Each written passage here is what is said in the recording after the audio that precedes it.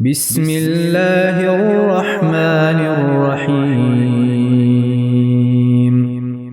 نبی اکرم صلی اللہ علیہ وسلم نے حجۃ الوداع میں فرمایا کہ لوگوں کو بالکل خاموش کر دو تاکہ وہ خوب سن لیں۔ پھر فرمایا، لوگوں میرے بعد پھر کافر مت بن جانا کہ ایک دوسرے کی گردن مارنے لگو۔ صحیح بخاری حدیث نمبر 121۔ رسول اللہ صلی اللہ علیہ وسلم نے فرمایا کہ ایک روز موسیٰ علیہ السلام نے کھڑے ہو کر بنی اسرائیل میں خطبہ دیا تو آپ سے پوچھا گیا کہ لوگوں میں سب سے زیادہ صاحب علم کون ہے؟ انہوں نے فرمایا کہ میں ہوں۔ اس وجہ سے اللہ کا غصہ ان پر ہوا کہ انہوں نے علم کو خدا کے حوالے کیوں نہ کر دیا۔ تب اللہ نے ان کی طرف وحی بھیجی کہ میرے بندوں میں سے ایک بندہ دریاؤں کے سنگم پر ہے جہاں فارس اور روم کے سمندر ملتے ہیں، وہ تجھ سے زیادہ عالم ہے۔ موسیٰ علیہ السلام نے کہا کہ اے پروردگار، میری ان سے ملاقات کیسے ہو؟ حکم ہوا کہ ایک مچھلی زنبیل میں رکھ لو، پھر جہاں تم اس مچھلی کو گم کر دو گے تو وہ بندہ تمہیں وہیں ملے گا۔ تب موسیٰ علیہ السلام چلے اور ساتھ اپنے خادم یوشع بن نون کو لے لیا اور انہوں نے زنبیل میں مچھلی رکھ لی۔ جب ایک پتھر کے پاس پہنچے، دونوں اپنے سر اس پر رکھ کر سو گئے اور مچھلی زنبیل سے نکل کر دریا میں اپنی راہ بناتی چلی گئی۔ اور یہ بات موسیٰ علیہ السلام اور ان کے ساتھی کے لیے بے حد تعجب کی تھی۔ پھر دونوں باقی رات اور دن میں جتنا وقت باقی تھا چلتے رہے۔ جب صبح ہوئی، موسیٰ علیہ السلام نے خادم سے کہا، ہمارا ناشتہ لاؤ، اس سفر میں ہم نے کافی تکلیف اٹھائی ہے۔ اور موسیٰ علیہ السلام بالکل نہیں تھکے تھے، مگر جب اس جگہ سے آگے نکل گئے جہاں تک انہیں جانے کا حکم ملا تھا، تب ان کے خادم نے کہا کہ کیا آپ نے دیکھا تھا کہ جب ہم صخرہ کے پاس ٹھہرے تھے تو میں مچھلی کا ذکر بھول گیا؟ بقول بعض صخرہ کے نیچے آب حیات تھا، وہ اس مچھلی پر پڑا اور وہ زندہ ہو کر بقدرت الہی دریا میں چل دی۔ یہ سن کر موسیٰ علیہ السلام بولے کہ یہی وہ جگہ ہے جس کی ہمیں تلاش تھی، تو وہ پچھلے پاؤں واپس ہو گئے۔ جب پتھر تک پہنچے تو دیکھا کہ ایک شخص کپڑا اوڑھے ہوئے موجود ہے۔ موسیٰ علیہ السلام نے انہیں سلام کیا۔ خضر نے کہا کہ تمہاری سرزمین میں سلام کہاں؟ پھر موسیٰ علیہ السلام نے کہا کہ میں موسیٰ ہوں۔ خضر بولے کہ بنی اسرائیل کے موسیٰ؟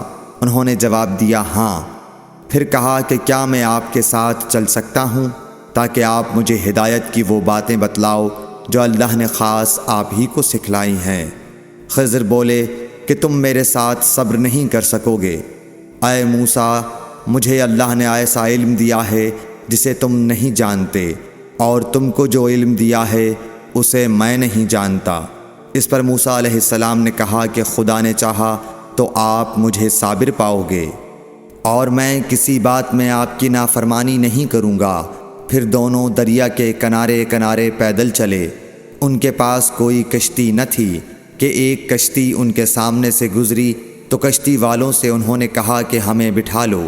خضر کو انہوں نے پہچان لیا اور بغیر کرائے کے سوار کر لیا۔ اتنے میں ایک چڑیا آئی اور کشتی کے کنارے پر بیٹھ گئی۔ پھر سمندر میں اس نے ایک یا دو چونچیں ماری۔ اسے دیکھ کر خضر بولے کہ اے موسیٰ، میرے اور تمہارے علم نے اللہ کے علم میں سے اتنا ہی کم کیا ہوگا جتنا اس چڑیا نے سمندر کے پانی سے۔ پھر خضر نے کشتی کے تختوں میں سے ایک تختہ نکال ڈالا۔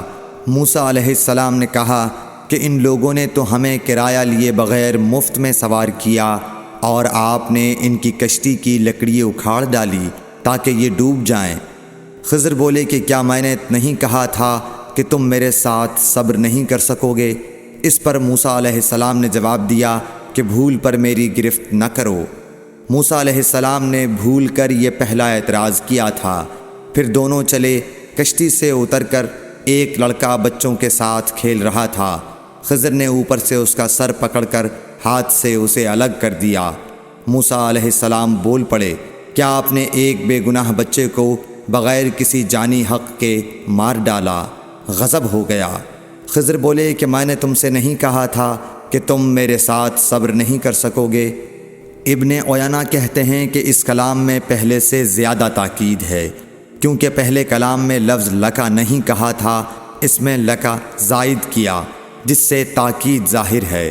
پھر دونوں چلتے رہے حتیٰ کہ ایک گاؤں والوں کے پاس آئے، ان سے کھانا لینا چاہا، انہوں نے کھانا کھلانے سے انکار کر دیا۔ انہوں نے وہیں دیکھا کہ ایک دیوار اسی گاؤں میں گرنے کے قریب تھی۔ خضر نے اپنے ہاتھ کے اشارے سے اسے سیدھا کر دیا۔ موسیٰ علیہ السلام بول اٹھے کہ اگر آپ چاہتے تو گاؤں والوں سے اس کام کی مزدوری لے سکتے تھے۔ خضر نے کہا کہ بس اب ہم اور تم میں جدائی کا وقت آ گیا ہے۔ جناب محبوب کبریا رسول اللہ صلی اللہ علیہ وسلم فرماتے ہیں کہ اللہ موسیٰ علیہ السلام پر رحم کرے۔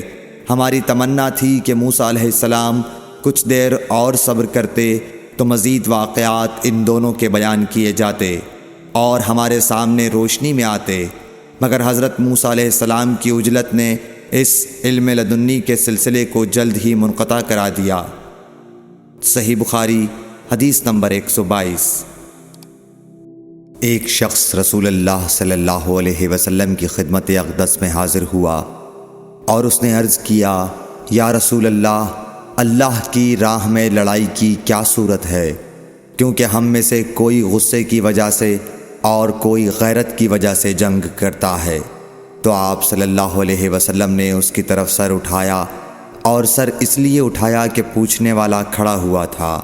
پھر آپ صلی اللہ علیہ وسلم نے فرمایا، جو اللہ کے کلمے کو سر بلند کرنے کے لیے لڑے وہ اللہ کی راہ میں لڑتا ہے۔ صحیح بخاری حدیث نمبر 123۔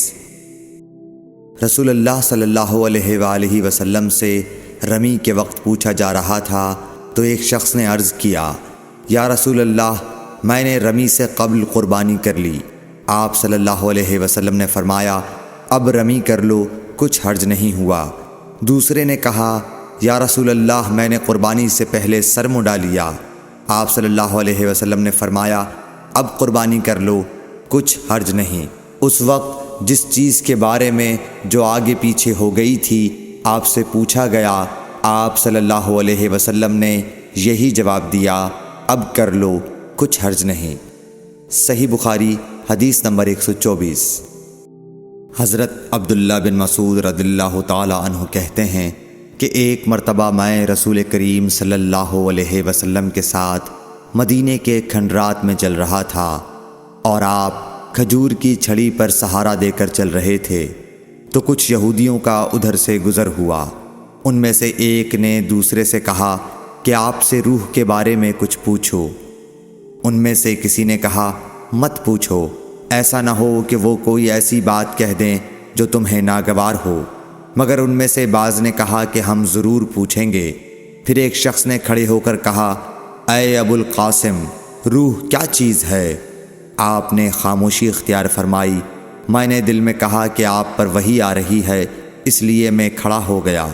جب آپ صلی اللہ علیہ وسلم سے وہ کیفیت دور ہو گئی تو آپ صلی اللہ علیہ وسلم نے قرآن کی یہ آیت جو اس وقت نازل ہوئی تھی تلاوت فرمائی، اے نبی، تم سے یہ لوگ روح کے بارے میں پوچھ رہے ہیں، کہہ دو کہ روح میرے رب کے حکم سے ہے، اور تمہیں علم کا بہت تھوڑا حصہ دیا گیا ہے، اس لیے تم روح کی حقیقت نہیں سمجھ سکتے۔ صحیح بخاری حدیث نمبر 125۔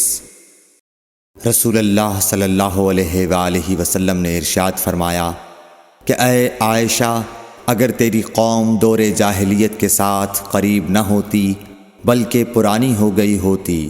ابن زبیر نے کہا، یعنی زمانہ کفر کے ساتھ قریب نہ ہوتی، تو میں کعبے کو توڑ دیتا اور اس کے لیے 2 دروازے بنا دیتا، ایک دروازے سے لوگ داخل ہوتے اور دوسرے دروازے سے باہر نکلتے۔